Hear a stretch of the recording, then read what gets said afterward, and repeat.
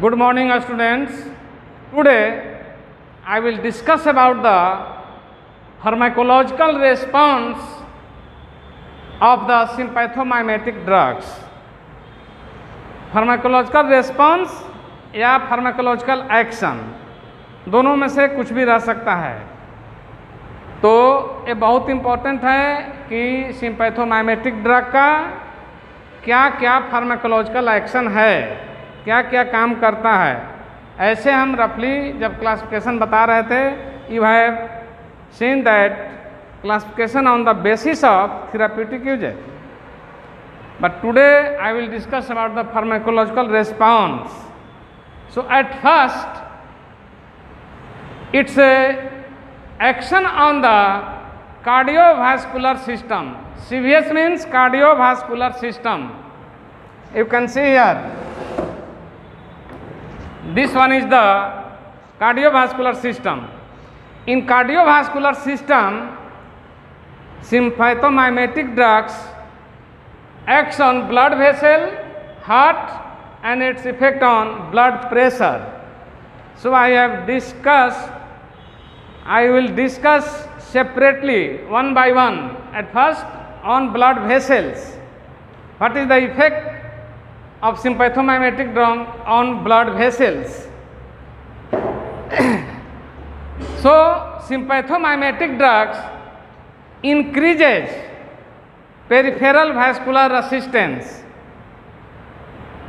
जो peripheral vascular resistance है उसको बढ़ा देता है। कैसे बढ़ाएगा? Through वेसो constriction. जब कंस्ट्रिक्शन होगा तो रेजिस्टेंस बढ़ जाएगा। इसके वजह से क्या होगा? उसका बीपी बढ़ जाएगा। इसलिए कि जब कंस्ट्रिक्शन होगा तो ब्लड प्रेशर विल रेज। किसके चलते होता है? Due to alpha effect, alpha receptor के चलते।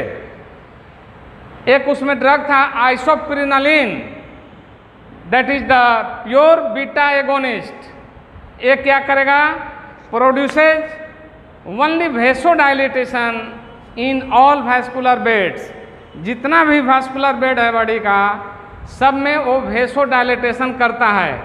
लेकिन overall effect of the sympathomimetic drugs will cause vasoconstriction, due to which it will raise the blood pressure.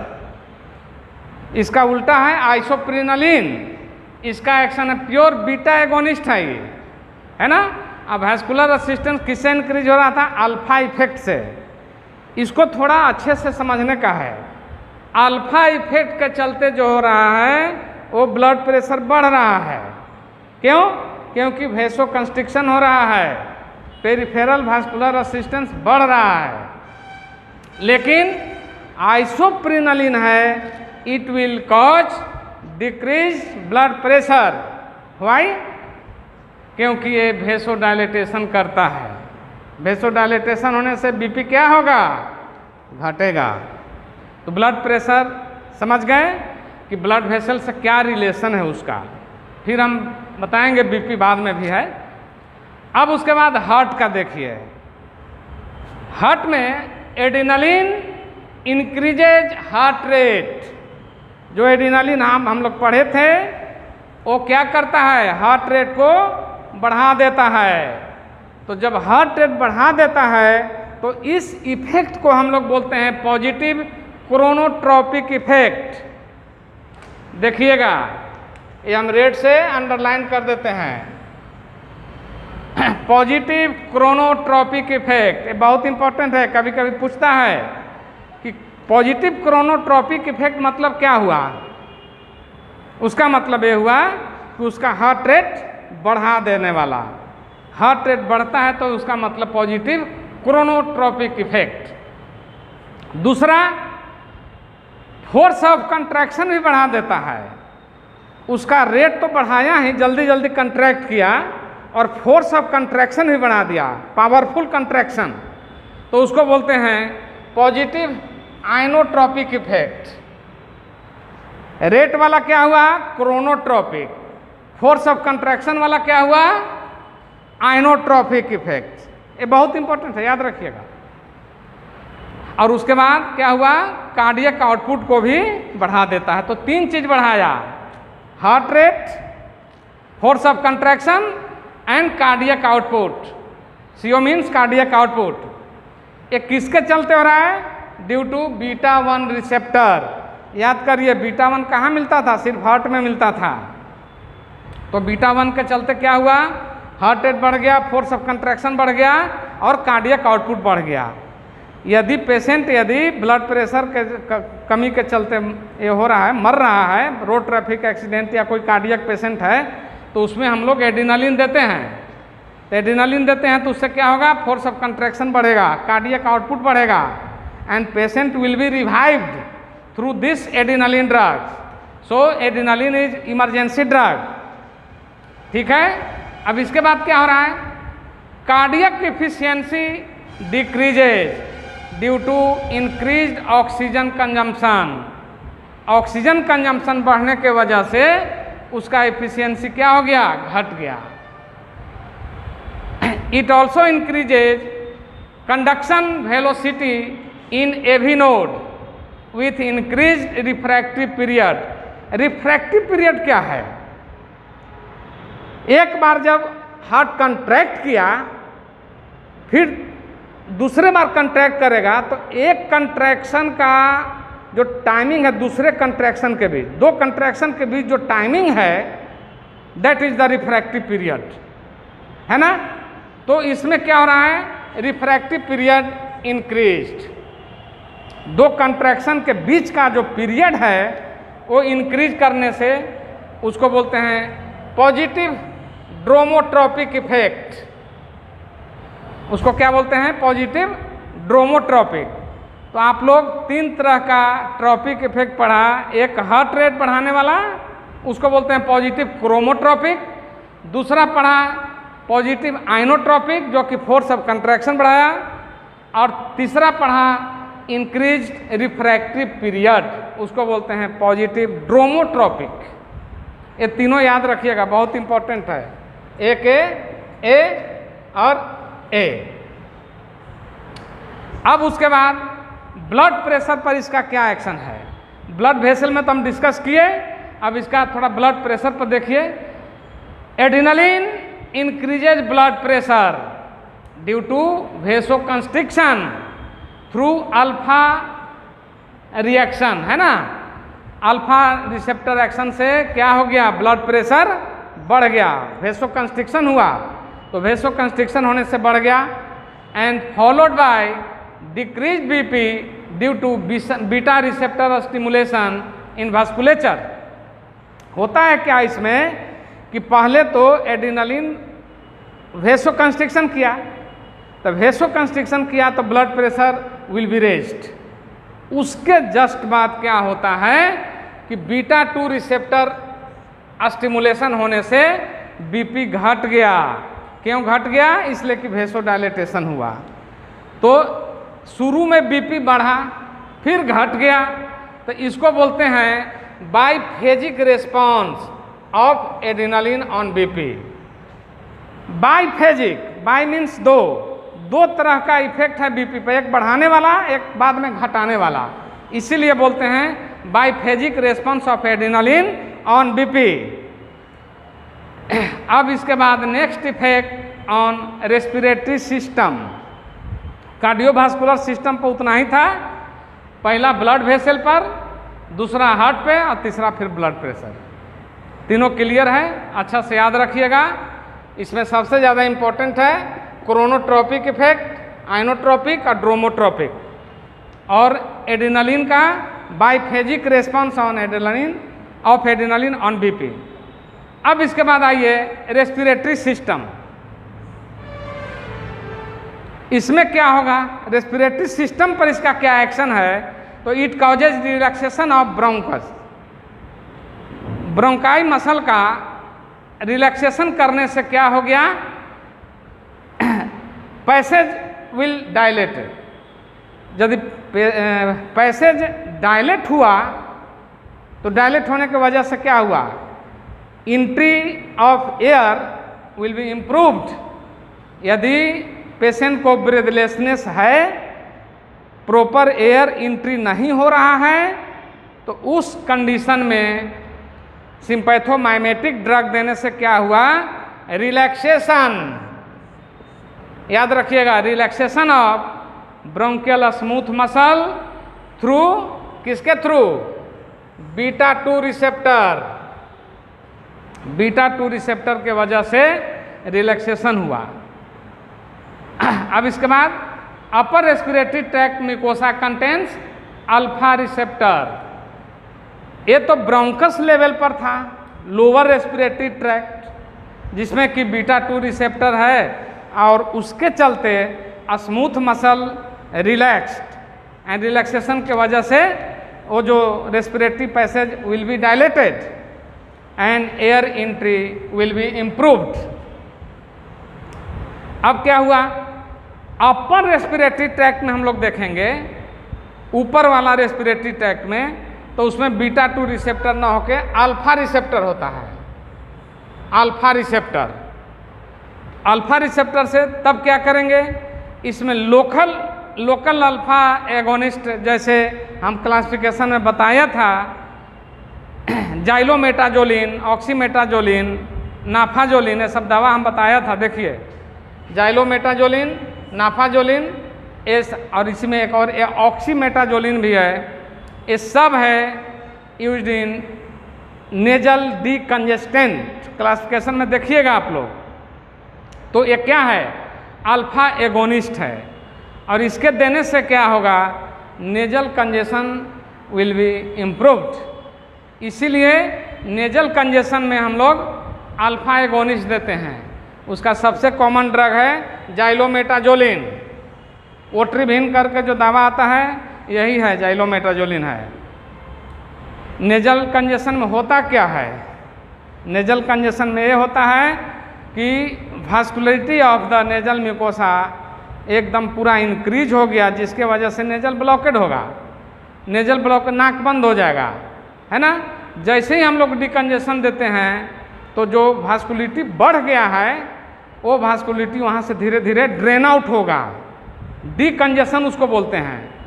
Congestion means वहाँ पर बढ़ जाना वास्कुलरिटी, ब्लड वेसल बहुत ज़्यादा वहाँ पे डायलेट हो गया, वास्कुलरिटी बढ़ गया। लेकिन जैसे ही हम लोग ये जाइलोमेटाजोलिन का ड्रॉप देते हैं तो क्या होगा, वहाँ पर वास्कुलरिटी कम होगा, और उसके बाद nasal blockade will be improved, है ना, एंड पेशेंट फील्स रिलैक्सेशन। याद रखिएगा ये। तो यहाँ पर दो चीज़ हुआ, एक बीटा रिसेप्टर के चलते ब्रोंकियल स्मूथ मसल में हम लोग दे रहे हैं, तो वहाँ पर respiration will be improved, breathlessness will be relieved, and nasal decongestant में हम लोग जाइलोमेटाजोलिन और नाफाजोलिन यूज कर रहे हैं। लेकिन दोनों का एक्शन अलग अलग है। ब्रोंकियल स्मूथ मसल का बीटा 2 रिसेप्टर, लेकिन नेजल डिकंजेस्टेंट में अल्फा एगोनिस्ट, अल्फा वहाँ बीटा 2, है ना, याद रखना है अच्छे से। फिर इसके बाद next GIT, gastrointestinal system, it causes relaxation of GI smooth muscle through alpha and beta receptor. जो GI पर जो एक्शन है, दोनों अल्फा और बीटा रिसेप्टर दोनों होगा, और दोनों पर एक्शन करके relaxation of the GI smooth muscle. यदि किसी तरह का स्पाज्मोटिक पेन हो रहा है, स्पाज्मोटिक पेन इन GIT, तो हम लोग सिंपैथोमाइमेटिक ड्रग देंगे, तो spasmodic pain will be relieved. क्यों? इसलिए कि रिलैक्सेशन कर रहा है ना। अब इसके बाद genito urinary system, genito urinary system पर क्या है, हम क्लासिफिकेशन में भी पढ़ाया था कि यूटेराइन रिलैक्सेशन के रूप में भी यूज कर रहे थे दवा, है ना। तो it causes uterine relaxation through beta 2 action, through beta 2 action. इसमें दवा क्या क्या बताया था, याद करिए क्लासिफिकेशन में, आइसोक्सुप्रिन, दूसरा रिटोड्रिन, और तीसरा था आइसोइथेरिन। 3 दवा है। सबसे कॉमन यूज दवा है आइसोक्सुप्रिन, दूसरा है रिटोड्रिन, और तीसरा है आइसोइथेरिन। और एक किसके थ्रू एक्शन कर रहा है? बीटा 2 एक्शन, बीटा 2 रिसेप्टर के थ्रू काम कर रहा है। और जो ब्लैडर बेस है, यूरिनरी ब्लैडर का बेस, यूरेथ्रल स्फिंक्टर और प्रोस्टेट, 3 चीज बताया। यूरिनरी ब्लैडर का बेस, यूरेथ्रा का स्फिंक्टर और मेल में प्रोस्टेट। यहाँ पर कौन सा रिसेप्टर होगा? तो अल्फा 1A रिसेप्टर है ना। हम तो अल्फा 1 अल्फा 2 बताया था, तो यहाँ पर उसका भी एक सब टाइप है, that is alpha 1A। Alpha 1 देखिए लिखे हैं और सब टाइप भी लिखे हैं। तो कहाँ रहता है? Bladder base, urethral sphincter and prostate में। ये क्या करेगा? Constriction of bladder base and prostate, ये दोनों को कंस्ट्रिक्शन कराता है। यदि प्रोस्टेट का साइज बढ़ जाए या यूरिनरी रिटेंशन हो तो दवा देने से वहाँ पर कंट्रैक्शन होने की वजह से क्या होगा? मिक्चुरेशन एकदम फाइनल होता है, रिटेंशन नहीं होगा। इसीलिए हम लोग ये दवा हम लोग देते हैं, alpha 1A receptor agonist, sympathomimetic drug है ना। अब इसके बाद मेटाबॉलिक इफेक्ट है ना, मतलब मेटाबॉलिज्म पर क्या इसका एक्शन है। तो सबसे पहला इफेक्ट है कि इंसुलिन के सिक्रीशन को ये रोकता है, इनहिबिट करता है थ्रू अल्फा 2 एक्टिवेशन। अल्फा 2 को एक्टिवेट करके ये क्या किया? इंसुलिन के सिक्रीशन को इनहिबिट किया। याद करिए, इंसुलिन कहाँ से निकलता था? पैंक्रियाज से, है ना, उसके बीटा सेल से। और वो क्या करता था? ग्लूकोज मेटाबॉलिज्म में पार्टिसिपेट करता था, है ना। यदि ग्लूकोज का मेटाबॉलिज्म इंसुलिन पर डिपेंडेंट है और वो इंसुलिन यदि इनहिबिट हो गया, है ना, थ्रू अल्फा 2 एक्टिवेशन, तो क्या होगा? ब्लड शुगर, बोलिए, इंक्रीजेज, ब्लड शुगर इंक्रीजेज, है ना। It also causes lipolysis through beta 3 receptor. एक अलग रिसेप्टर है बीटा 3, उस क्या एक ही रोल है उसका बीटा 3 का, कि बीटा 3 के एक्टिवेशन से लाइपोलाइसिस में हेल्प होता है ना। लाइपोलाइसिस मीन्स लिपिड का ब्रेकडाउन, है ना। Lipolysis, lysis means breakdown, lipid का ब्रेकडाउन। जो हम लोग आजकल ओबेसिटी के हम लोग जो शिकार हो रहे हैं, तो उसमें इसका जो इफेक्ट है लाइपोलाइसिस, हम लोग यूटिलाइज करते हैं। उसके चलते क्या होता है? लाइपोलाइसिस के चलते ओबेसिटी कम होगा। Now next action is mydriatic action. Mydriatic action क्या है? माइड्रियासिस मीन्स क्या होता है? 2 टर्म है, एक माइड्रियासिस और एक miosis. Miosis means constriction of the pupil, ये जो प्यूपिल है वो कंस्ट्रिक्ट करेगा। अब mydriasis means dilatation of the pupil, pupil dilate. तो प्यूपिल का डायलेटेशन कैसे हो रहा है? By stimulation of dilator pupillae muscle. अब उसके चलते क्या हुआ? Intraocular pressure will be decreased, इसलिए कि ड्रेनेज ऑफ वो जो उभियोस्क्लेरल आउटफ्लो है वो इम्प्रूव करता है। जो विट्रियस ह्यूमर है जो बन रहा है वो ड्रेन होगा, तो उसके वजह से इंट्राओकुलर प्रेशर डिक्रीज होगा, है ना। तो इसीलिए हम लोग इस इफेक्ट के चलते this drug will be used in glaucoma. Glaucoma में क्या होता है? इंट्राओकुलर प्रेशर बहुत बढ़ जाता है, अब बहुत बढ़ने की वजह से optic nerve will be affected and finally blindness will be result. कभी कभी होता है कि ज़्यादा डैमेज होने से इरिवर्सिबल ब्लाइंडनेस भी होता है। एक बार अंधा हुआ तो अंधा हो गया, फिर से ऑप्टिक नर्व का रीजनरेशन फिर से नहीं हो पाता है। इसीलिए हम लोग ये दवा जल्दी से दे करके और उसके इंट्राओकुलर प्रेशर को डिक्रीज करेंगे। ऐसे और बहुत सा दवा है, लेकिन इसका भी रोल है। Next effect on CNS, central nervous system पर इसका क्या इफेक्ट है ना? It acts as CNS stimulant, मतलब CNS को स्टिमुलेट करने वाला ये सिंपैथोमाइमेटिक ड्रग है। उसके वजह से क्या होगा? इट कॉजेज इंक्रीज्ड अलर्टनेस, एकदम पूरा आदमी अलर्ट हो जाएगा। वेकफुलनेस, जगने की क्षमता बढ़ जाएगी। डिक्रीज रिएक्शन टाइम, जो रिएक्शन कोई चीज़ के प्रति हम लोग करते हैं उसका रिएक्शन जल्दी जल्दी होगा, रिएक्शन टाइम घट जाएगा। और एलिवेशन ऑफ मूड भी हमारा एकदम लगेगा एकदम पूरा एलिवेटेड है। और इंसोम्निया, लगेगा कि हमको नींद ही नहीं आ रहा, इतना एक्साइटेड है। और कभी कभी सीवियर एक्साइटेशन, बहुत ज़्यादा एक्साइटेशन हो जाता है इस दवा के यूज के चलते, सिंपैथोमाइमेटिक के चलते। तो ये सब इफेक्ट है और यही सब फार्माकोलॉजिकल एक्शन या pharmacological response of the sympathomimetic drugs. Next class में हम लोग इसका यूज पढ़ेंगे, किस किस चीज़ में यूज करते हैं। ठीक है, थैंक यू।